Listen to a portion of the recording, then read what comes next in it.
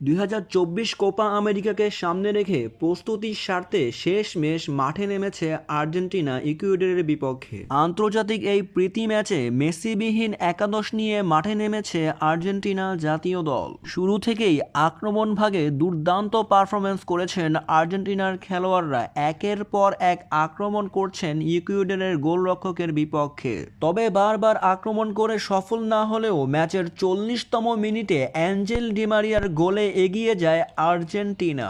Cristiano রোমেরোর দেওয়া বল জালে পাঠান Angel Di Maria, ফলে প্রথমার্ধে 1-0 গোলে শেষ হয়। তারপরেই দ্বিতীয়ার্ধে 56তম মিনিটে অ্যাঞ্জেল ডি মারিয়ার বদলি হিসেবে মাঠে নামেন লিওনেল মেসি। লিওনেল মেসি মাঠে নামার সাথে সাথেই পুরো স্টেডিয়াম গর্জে ওঠে মেসি মেসি করে। মেসি তার জাদুকরী পারফরমেন্স দেখিয়েছেন খেলায়, কিন্তু গোল করতে পারেননি। একের পর এক আক্রমণ করেই যাচ্ছিলেন লিওনেল মেসি, ফলে দ্বিতীয়ার্ধে কোনো গোল না হওয়ায় 1-0 গোলে জয় লাভ করে আর্জেন্টিনা। আসন্ন কোপা আমেরিকাকে সামনে রেখে এমন জয় আর্জেন্টিনাকে শক্তিশালী করে তুলবে। আর্জেন্টিনা একের পর এক জয় নিয়ে মাঠ ছাড়ছে।